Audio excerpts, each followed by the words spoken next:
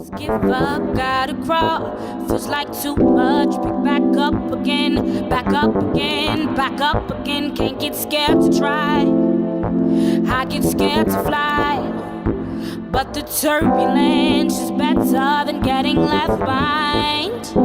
I don't know what it looks like, what it feels like, what it is, but I know when I get there, when I find it, it's for me. I don't know what it looks like, what it feels like, what it is, but I know when I get there, when I find it, it's for me. It's gonna hurt to grow. It's gonna hurt, I know. And we're back. It's a new season of Black Girl Magic Stories. Makita and Nia, I'm so glad to be back with you again this year. And we're so excited to be back in conversation with you and you. So much has happened since we were last together. And friends, are you ready to talk about it? Because we are. Mm-hmm. If this is your first time with us, welcome to Black Girl Magic Stories, also known as BGMS. We seek to spotlight the stories, perspectives, wisdom, hurdles, triumphs that come with being a Black woman in the United States. These diverse stories feature intergenerational perspectives of women across the African diaspora living in the United States. Each season's theme is different. This time we are talking about resistance. Oh yeah, love it. Resistance. Resistance is the refusal to accept or comply with something, the attempt to prevent something by action or argument. What does resistance look like in our everyday lives? Do you have to be a revolutionary to enact resistance? Good question. Is resistance always active or conscious? Yeah. I mean, when we refuse to comply with the status quo through our beliefs, conversations, lifestyles, and speech, we are actively engaging with resistance, whether we realize it or not. I know so many powerful people who don't realize they are powerful just by living authentically. I'd be interested to see what it looks like in practice. In the upcoming episodes, we'll be discussing art, education, advocacy, self-care, political action, spirituality. Plus identity and community care can all be vehicles for resistance. We can't wait to sit down with some phenomenal women, and we invite you into the conversation with us. Did you know that self-care was originally a political action? The self-care movement is deeply tied to the Black Panther Party and the Civil Rights Movement. Well-known activists such as Angela Davis and Erica Huggins were known to promote holistic community care, focusing on mind-body practices such as meditation, nutrition, physical movement, mental health, self-defense, and holistic healing. All of these tenets were key components of the community programming that they provided, as a healthy and balanced individual can better contribute to a healthy community. So good, so true. Yeah, I agree. What is radical about self-care? Ooh, that's a great question. What is radical about self-care? It's putting yourself first. It's giving yourself a chance to breathe, a chance to pause, and a chance to actually take in your surroundings and what's nearest and dearest to you. Yeah. Evaluate. I would agree. I would agree with that. I think also from the perspective of a Black and Native American woman who has been raised to care for others first, I think that it is, it's a radical idea for some that we put the focus on ourselves first versus everyone else. It's almost as if we're taking something away from someone, but in all actuality, I think it's the ability for us to give back to ourselves because we have poured so much out into our community. That's true. Absolutely. I agree. I think that there is sort of the assumption that as women, and then more so as Black women, we will automatically be sacrificial to the point of just burning out. And I think what can be radical about self-care is taking back that narrative of what it means to give to others by taking the time to stop and take care of ourselves, and then showing other women like ourselves that like this is important to introduce like self-care practices to yourself, so that like the community can see that it's something that they deserve and are worthy of as well. For sure. I mean, if they tell us on the airplane to put your own oxygen mask on first versus helping someone else, that's the height of self-care. If you can't survive, how can you help someone else? That's true. That's true. And I also think it's language also, right? Because I love that we're talking about the radical component of it, right? But is it radical because of the world that we live in? Actually, self-care to me is a gift, right? And a gift that keeps on giving. Yes, it does. Yes, it does. I love that. So true. That's a good question. Yes. In that way, how does care for self translate to care for others? So now we've talked about, taking the time to look into for ourselves. What about now giving to others too? Yeah. Well, I think for the most part, I often tell folks, and even something that I live by myself, is I can't be what I need to be for you if I cannot be what it is that I need to be for myself first. So good. And so I think that pouring back into yourself, providing self-care is really strengthening that foundation of who you are in an effort for you to be able to extend your gifts or your resources to other people and to your community. That's big. Absolutely, I agree. I think kind of what you were saying is you can't pour from an empty cup, and so I have to be filled up first in order for me to be able to sufficiently give to my community. And so when I am taking the time to step back, it's so that I can be my best self for you. So when I need, I am an introvert, so I know that I need to, schedule out some time in my week for myself so that when I show up into these spaces, whether it be spaces of resistance or just spaces of community, I am bringing my best self, my most rested self, someone who has had time to stop and process. And so I think that all of that can be community care in that way. And it's also good to know, thinking about where we are, the Sandy Springs Slave Museum, we were denied a lot of rest in the past. The ability to take care of self. The ability to hey, I need a break. Breaks are seen as being lazy, as being non-compliant. But when we are able to take rest, we're also showing future generations what it means to say, pause. Think about yourself. Doesn't mean that you're being selfish like we've talked about. But it's also knowing that if I don't look around and look at my surroundings, how can I better take care of what I have in front of me if I don't even know what it looks like because I'm running. That's right. That's true. Audre, that's amazing. Thank you so much for sharing that, because what you did uplift is the radical component of it, right? That there were times where we lived or where our ancestors lived wherein self-care was not a part of the agenda, right? Or allowed in some situations. So I think that now we're more in a space where we recognize how important self-care is and what it does for our community, but also what it does for self. Especially as women, because the one thing is for mothers, I'm not a mother, but you are, but you can probably testify to this, that if you're not rested, your children are not rested either. That's right. We feed off of that with our moms, with our aunts, with our grandmothers. If they're stressed, we are stressed. That's right. If they have an issue, we have an issue. So we pass that on. That's true. And that's a big part of us is carrying that. When we're talking about genealogy, it comes through the woman, more imprinted. So that's profound to think about. We help imprint rest on those around us. Stamp it. Let's imprint it. So who taught you all about self-care, and what does it look like for you now? Well, that's a good question. A little bit of course, mother, and then me learning to put that on for myself. What does self-care look like for me? I'm now scheduling massages once a month. I'm learning that I can work hard, but I don't have to work 50 hours hard. I can still work 20 hours hard. How can I be productive in my time to make it more effective versus just constantly running? How can I do more in a small amount of time, but I'm not hurting myself in the process? If that makes sense. Definitely.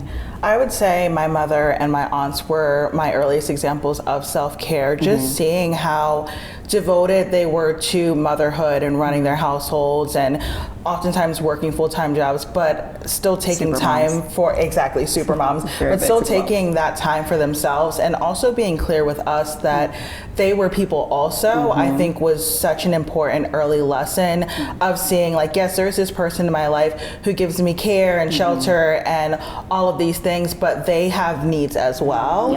And so that became a standard for myself. When I got older, I as much as I love to take care of others and run around and saying yes to everything and piling on the commitments, realizing that I need to step back, like we said before, in order to show up as my best self, I needed to schedule my facials and my massages and my downtime in order to, yes, my nails, in order to be able to show up as my most authentic and cared for self. That's good. Yeah. I have a kind of different teacher. And I think for me, it was more or less being in the workforce. So I think it was the workforce that actually made the reality for me that I should be taking care of myself. That's good. And I think what I mean by that is in being in different organizations and corporations, I have seen and witnessed where colleagues of mine, right, have had traumatic health issues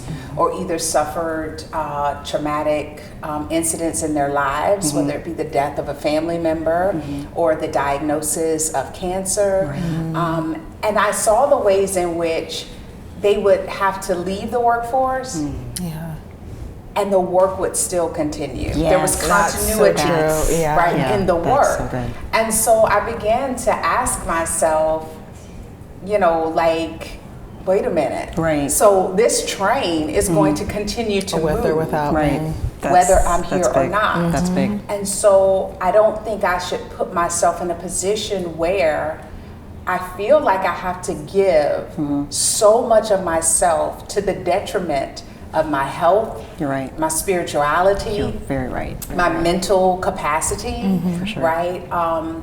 That I'm not that I give so much of that for a place that actually will figure it out if I'm not there, right? Right. Talk about it. Yeah.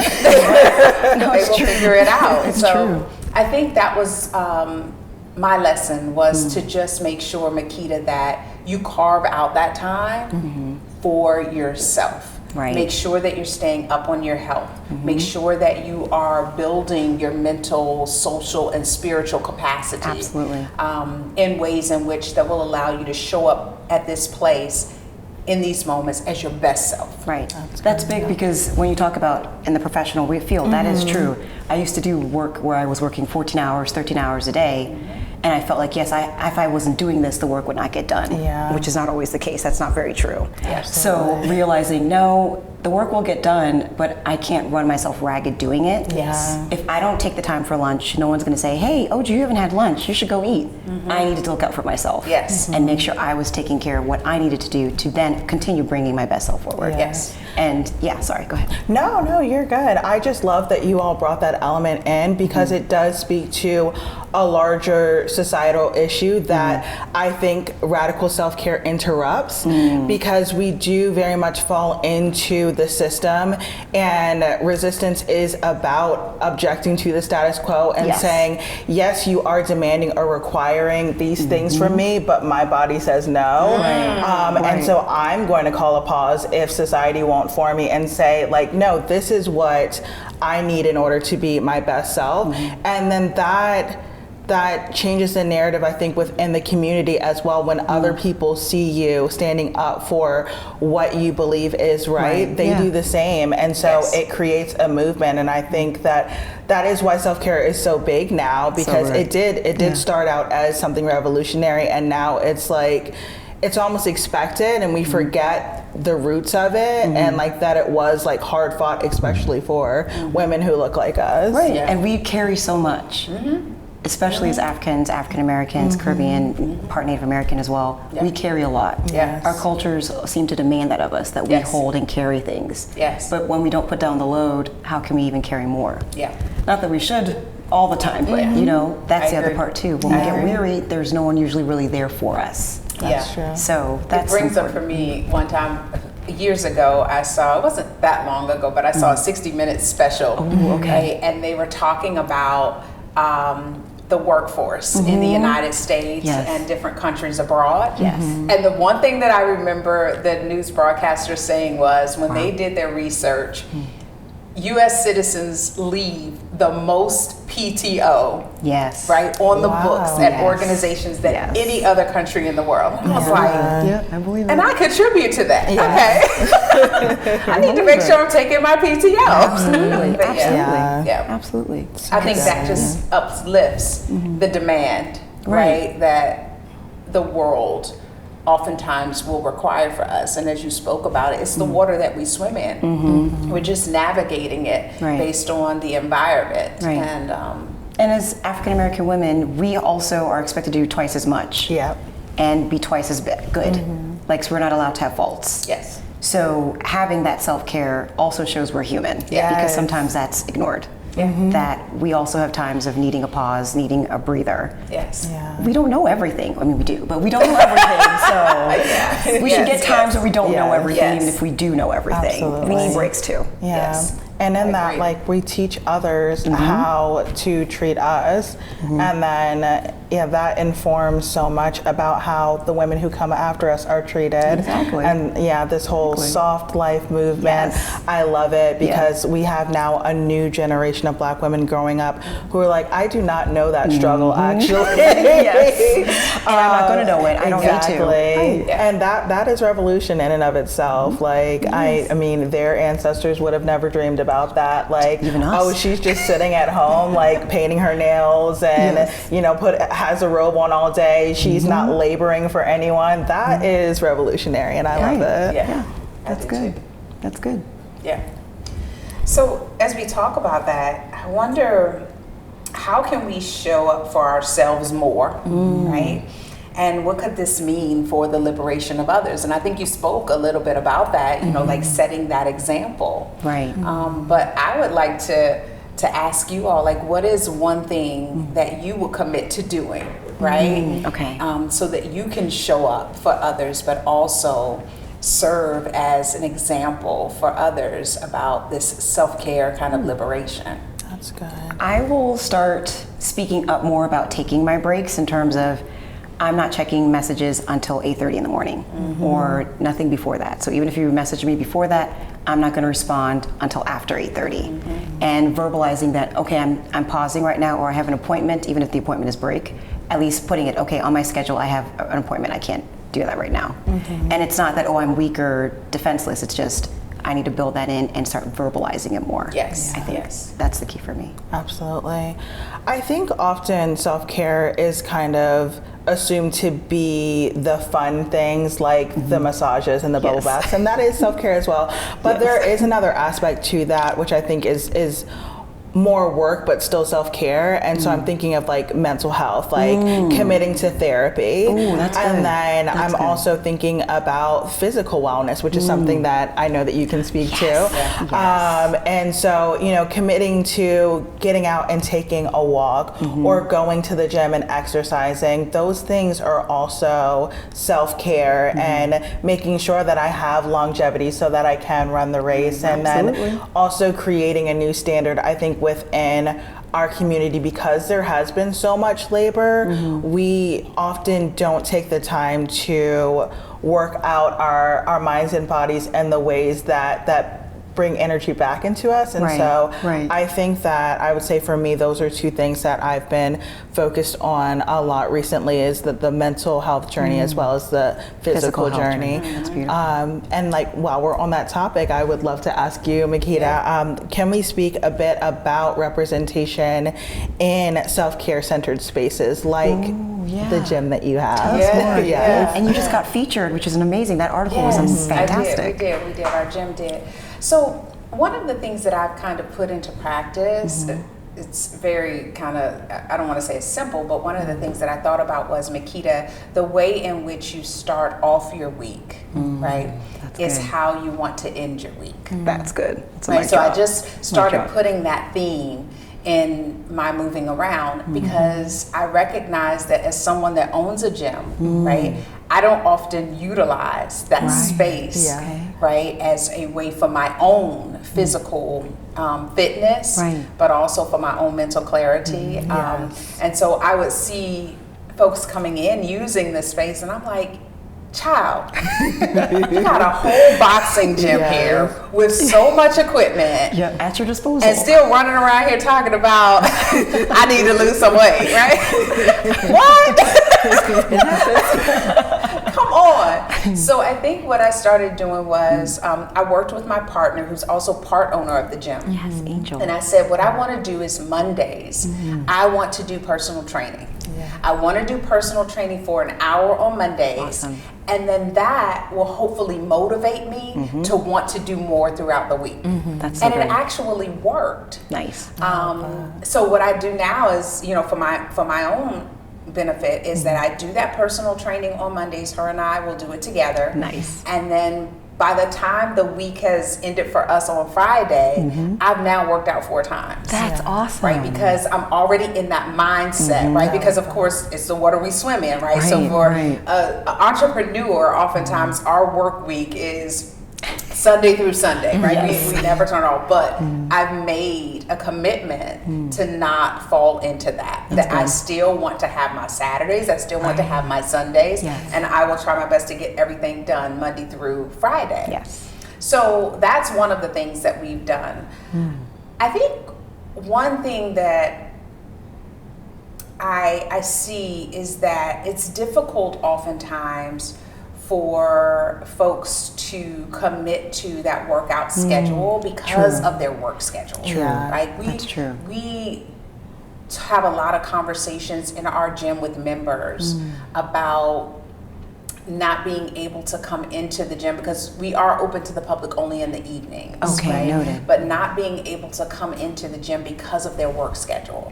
And I remember at a time during COVID, we weren't having those conversations as much. But I think since that time, more people now are required to go back into the office. The traffic in this area. And so it's really difficult for them to be able to come into the gym in the evenings. So we've started to have conversations with our members and really thinking about being able to offer classes different times of the day. That's good. To accommodate the shift in these schedules and people's commutes. That's beautiful. In the area. But committing to working out, committing to fitness, I tell folks, boxing for me is not only a physical benefit. There is a mental, social, right? Because we are a community gym, not a commercial gym. A social and spiritual component about it. And so I think that one of the things that we have to do is just say, like, this is important for me. Yes. Right? This is what I know I need. Insist upon it, And insist upon it. Just as when we sign off on that job, right? And we commit to that particular schedule to meet their bottom line. How do we structure our lives in that way where we say, this is what Makita's bottom line is, and this is what I need to do throughout the week to meet that bottom line. Self-care. Self-care. And here it is. Be unapologetic, the word we like to use often, right? Be unapologetic about it because only you know what you need. That's true. And it is okay to communicate that to others. True. Absolutely. And it is okay to set those boundaries. That's good. Thank you for that. I love that you spoke to working with your clients in terms of them having to work and struggling to fit it into their schedule, because to me that speaks to access and how much access is an issue in a lot of these self-care spaces.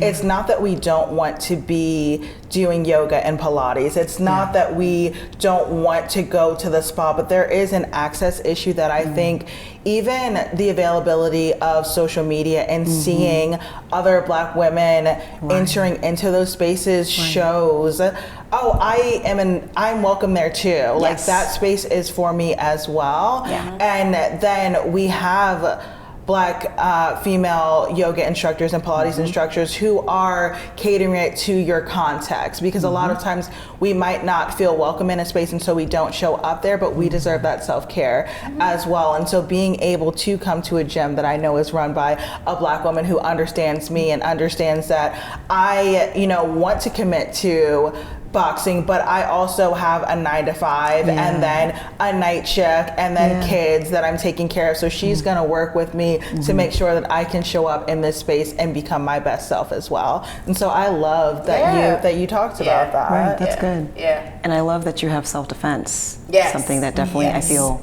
Yes. that's a great way for self-care, especially for women, to learn how to take care of ourselves. Yes. And know how to be able to be at peace and then be able to react without the emotion. Yeah. So I'm looking forward to being able to finally do that with you. Yes, Gotta all make of it those happen. things. And I think, like I said, that's why we pride ourselves more in being a community gym, because we want to serve those and that are most proximate to the challenges and the barriers that are in the place of being able to show up at that gym and get your workout in.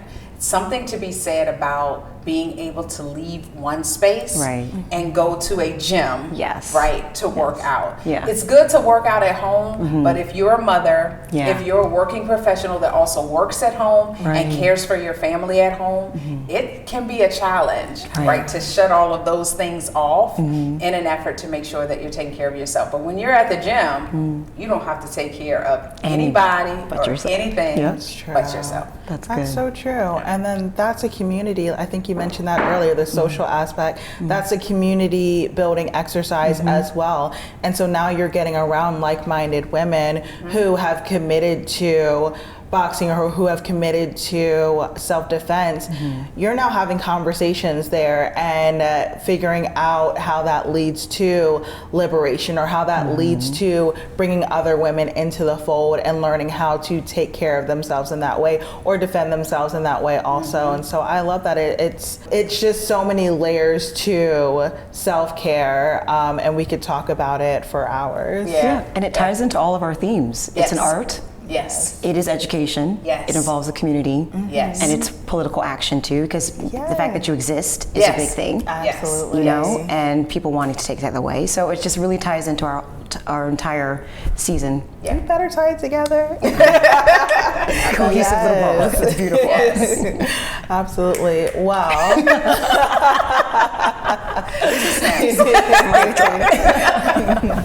Wow. Well, thank you guys so much for that enlightening conversation. You're welcome. Yeah. Well, that is all the time we have for today. Thank you so much for joining us. And check out liveinyourtruth.org for community resources and information on how to get involved. And as always, don't forget to live in your truth. Give up, gotta crawl. Feels like too much. Pick back up again, back up again, back up again. Can't get scared to try. I get scared to fly. But the turbulence is better than getting left behind. I don't know what it looks like, what it feels like, what it is, what I know. When I get there, when I find it, it's for me. I don't know what it looks like, what it feels like, what it is, what I know. When I get there, when I find it, it's for me. It's gonna hurt to grow. It's gonna hurt, I know.